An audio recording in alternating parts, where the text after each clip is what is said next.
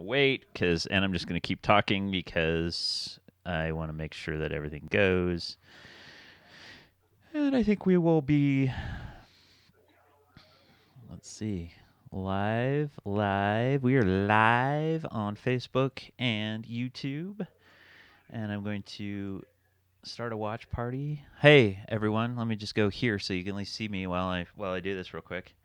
Feels so weird to be doing multiple things at the same time, but I guess that's what it is, right? Today in our brand new world that we have, it's actually not brand new. How many weeks are we in? We're in week 4, week 3. 80.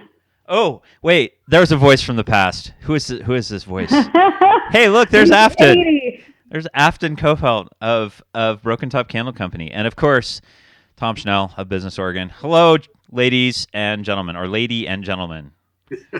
Whatever. Good afternoon, whatever. Matt. I'm Good I'm to in see you a again, Afton. I'm in a real punchy mood for some reason. I don't know why. Maybe it's just the fact that it's just we are where we are, and Tom, things are obviously they're a little bit in chaos. Can you give us some sage advice on what might be going on, and give us?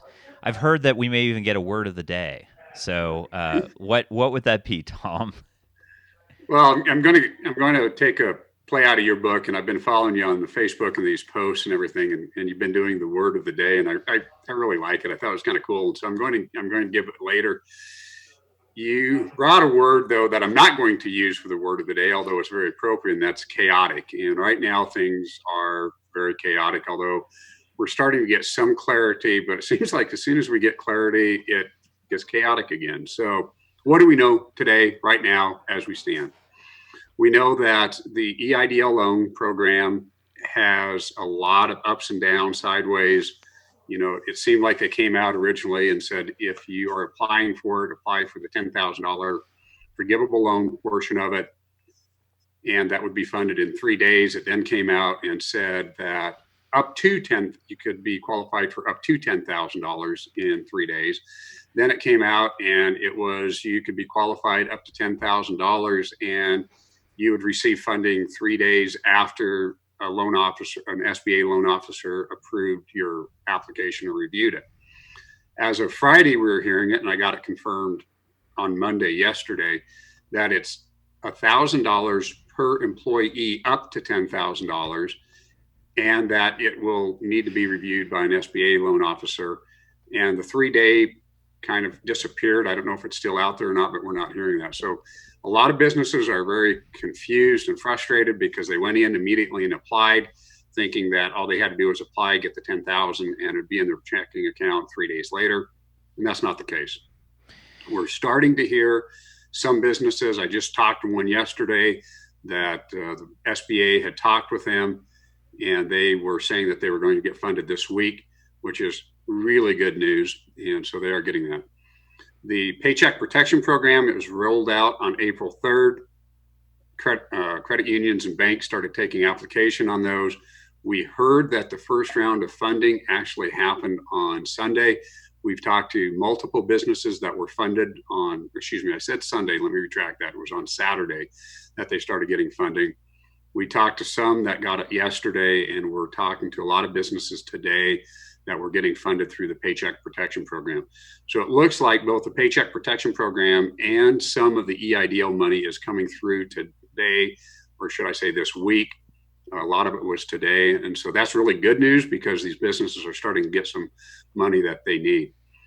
One of the things that I'll share is, the word of the day that I'm going to throw out there is tenacity. And to me, tenacity is what you might call stick-to-itiveness. And that is just stick to this. This is so overwhelming. I know myself, I'm getting tired. I'm getting, kind of, like you were saying, Matt, there's only so much chaos that you can go through until you just start getting wore out. But here's some good news. And that is the ones that have been what I call tenacious, stick to it. They are the ones that are getting the funding. They're the ones that are finding the resources out there. And I just had popped up here, and I'll share with you this as of today in Oregon. So this is not national. I need to go to find out what the national is. But in Oregon alone, for the PPP loan, the Paycheck Protection Program, 9,000, a little over 9,500 applicants have been approved, and the approval dollars is, it looks like 2.4, a little over $2.4 billion of funding, and that's Wow. just for Oregon.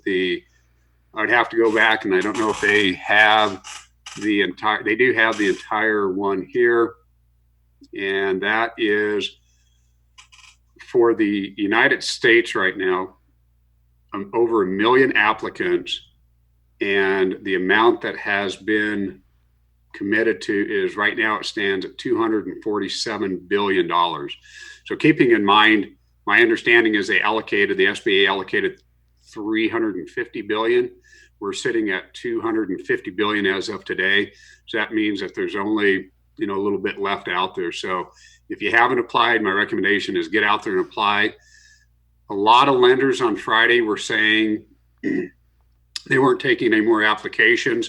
They were running up against liquidity issues and capital capacity as far as the bank lending limits were going. We heard as of yesterday that a lot of those reopened because they were able to lower the capital requirements for some of the banks, the smaller ones, unconfirmed, but that is what I've been told.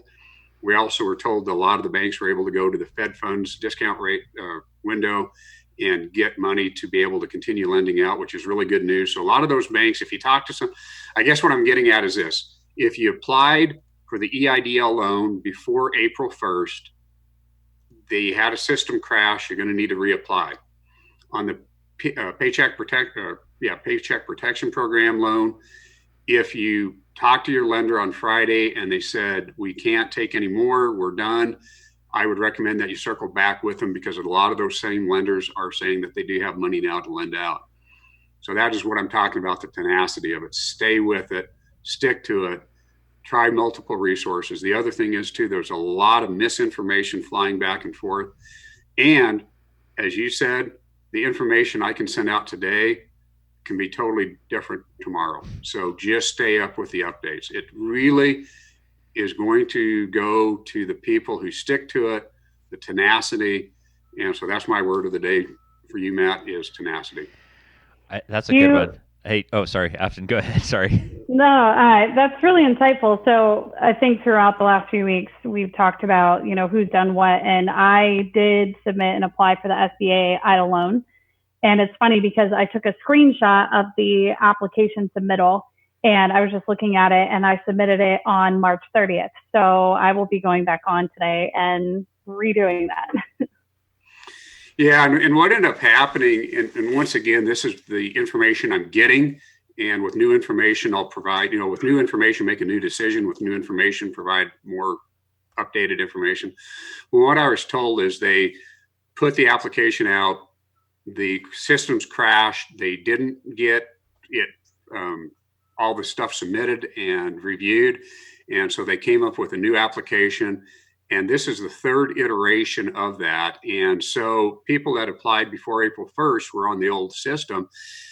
And what I was talking to, one of the customers actually is the one that gave me the information. And they told me that what happened is that the system somehow managed to keep the information, some of the information that you submitted. It just doesn't have your tracking number and all that. So when you call in, you have to reapply, but somehow, maybe through your EIN, I don't know how, it somehow reaches out and grabs some of that old information so that they know where you were in the application process, period. And so if you reapply, you don't lose your place in line. You do need to go back and reapply, though. We heard the same thing with the Paycheck Protection Program. One of our customers jumped on it immediately. He went out, got the application, filled it out. April 3rd came along. He went into the bank. First person into the bank that morning, submitted it, and it got rejected because it was not an old application. So he had to go back in, get the new application, fill it back out, bring it back to the bank, get it submitted. He's an example of tenacity because he got funded on the Paycheck Protection Program on Saturday. He's the one that told me today that he was talking to the SBA officer and that they're supposed to fund this week. So there's a perfect example of just staying with it, being tenacious with it.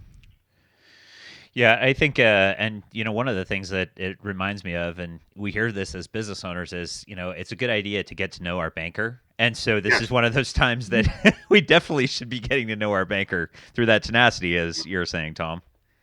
And what I really say to that is there's really several, Matt, you're asking me, and Afton, you ask me a lot is, where do we turn? What do we do? During this time too, we talking to the ones we always say, talk to, have a relationship. Talk to your CPA or financial advisor. Talk to, either CPA or tax attorney. Talk to your banker. And and talk to your advisors. And those are the sources right now that you should really be pulling in. Some of these programs, if you take advantage of them, they may disqualify you from some tax credits.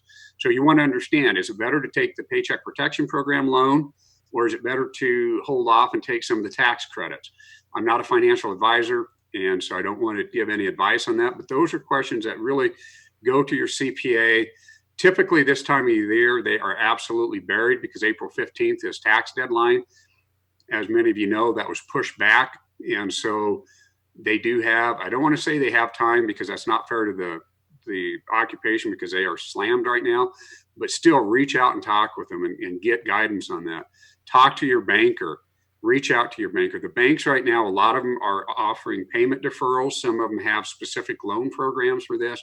So reach out and ask them, hey, if I've got a commercial loan or even a personal loan, are there payment deferral options? Do you have any special disaster loan programs that you're doing? And so definitely reach out to them because they're a very valuable resource right now that sometimes we forget to reach out to and talk Mm-hmm. to. So Yeah. there's a lot of resources out there. Just take advantage of them. Yeah, very much so. Afton, you look like you were about to say something. Were you about to say something, or was I mistaken? No, but I did. So, kind of a subcategory of what you're talking about today. I had my Opportunity Knocks meeting this morning, and we were all kind of brainstorming ideas that some small business owners may or may not have thought of. And I was trying to come up with the notes here because somebody had a really valid point in regards to, aside from the PPP and the SBA loan options, which, in the business world right now seems to be all we can really talk about. He had one of my group members had recommended that you look into your lease agreements and look under the Act of God clause. I guess there might be some loopholes in there if you're having some issues with your landlords as far as rent deferrals or reduced payment options and things like that. Or like for me, I have obviously not been funded for the SBA idle loan yet, and at this point, don't really feel like the PPP is the best option for me. So, looking into all these little tiny things, I think contribute to these programs or in addition to, instead of just banking on those kicking in for everybody. Because as Tom mentioned, the resources there, yes, but the amount of resource left is getting scarce at this point. And then the other thing he recommended was look at your insurance, your business insurance for your business interruption plans. And some of those may not kick in yet, but might be, part of some of these executive orders that kick in later as far as what insurance companies are going to be required to, help offset some of your loss of business.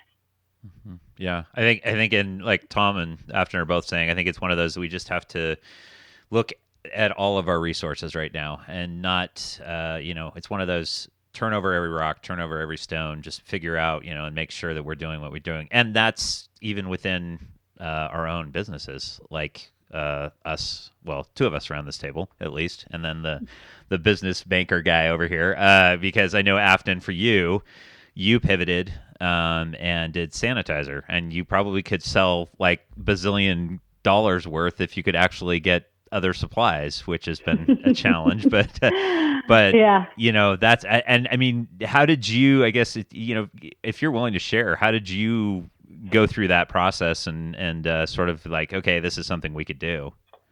Yeah, I think the key word today for me, the word of the day between my 3 Zoom meetings and now this conversation has been the word pivot. I think a lot of business owners inevitably will probably end up feeling from this, unfortunately. And everybody is taking a hit. It doesn't matter what industry you're in, whether it's a good or a bad hit, everybody is being affected by this. And I think that the companies that have found a way to pivot have definitely got the upper hand in this situation. And when this first kicked in, as I mentioned before, we were pretty reactive by coming up with some quick solutions to basically eliminate our cash output. And then from there, it allowed us to say, okay, what are we going to do from here? And naturally, with the products that we already carry, the soap, lotions, candles, sanitizer made sense. And our first hurdle initially was actually getting the raw ingredient. As you're rubbing are you rubbing sanitizer on, Tom? Yeah. As you're saying that, I grabbed it and I did it just so that you would see me do that. I'm just doing that for your sake. Yes. Consumer mindset, yeah.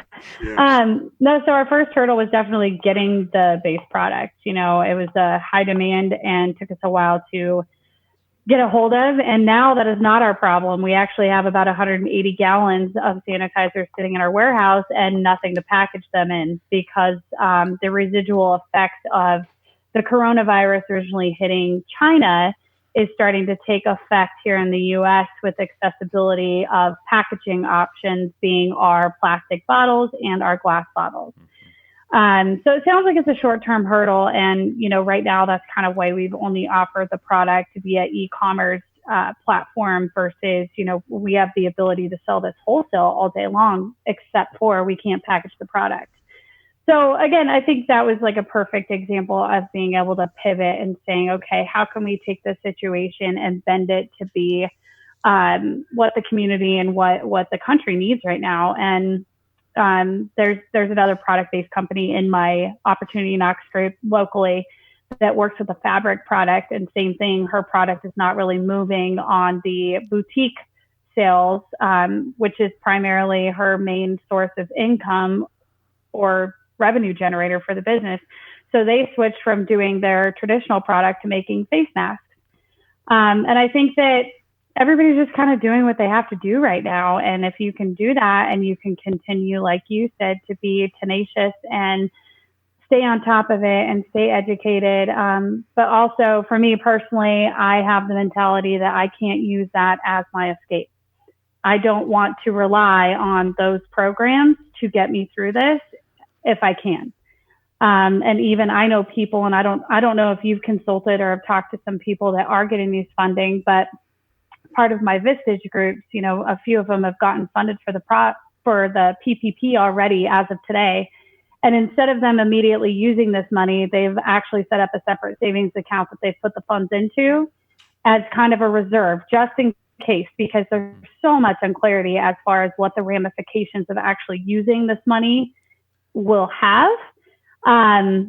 Do you have any insight as far as, companies and clients that you're talking to, and what are you advising that how do you advise that they disperse the funds once they are awarded them? Afton, Val, you set that up perfectly for a lot of things. I don't know if I can even top that. So what I'm going to do is just kind of touch on a lot of the stuff that you said, because you nailed it right on the head, a lot of things. So a couple of the words that, I'm throwing out there, or what I'm suggesting people do are adaptability and flexibility, which really is the ability to pivot, right? So stay flexible and adapt. And that's really, the survival part, or the coming out of the recovery part, is really going to require that to be flexible and to adapt to different things. And I think you're a perfect example, and you used the cohort that you're in with Opportunity Knox, is where you're going along, things have changed. And so what can you do to change or pivot to continue to make revenue? And you use some examples on that. And that's where I talk about the adaptability and flexibility.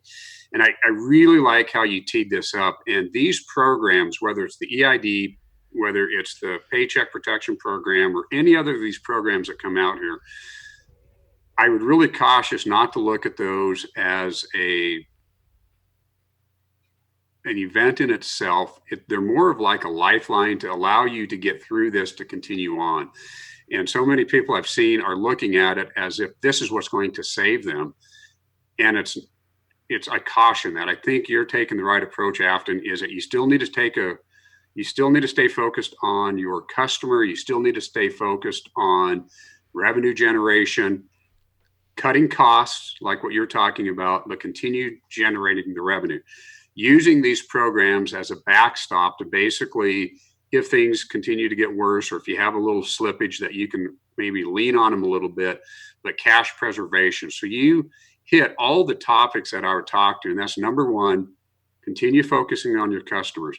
That may mean that you need to pivot into a different product line temporarily, or that you need to find ways of doing things a little bit different, find ways of saving cash, which you're going through. And Matt, and I talked about that earlier, is making, cutting costs any way you can.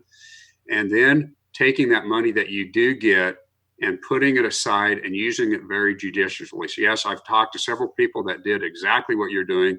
They set up separate accounts so that they can actually, and they're keeping record of everything, so that when they go back to the financial institution and they ask for that loan forgiveness, that they've got records, they show what they used the money for. And those that are diligent and that are tenacious and that are flexible, I think they're going to do really well. It's the ones that don't prepare, don't plan, and are not organized that are going to be the ones that are going to be facing the challenge. So Afton, I loved how you set that up. You're doing all the right stuff there. And thank you for sharing. Some days. I don't know. It was pretty scary at first. I think Matt and I were calling it triage mode. When it first came out, I felt like I really did not have my stuff together at all. And it's easy to react initially, but I think that being proactive instead of reactive long-term is probably the best solution for anybody's business, really.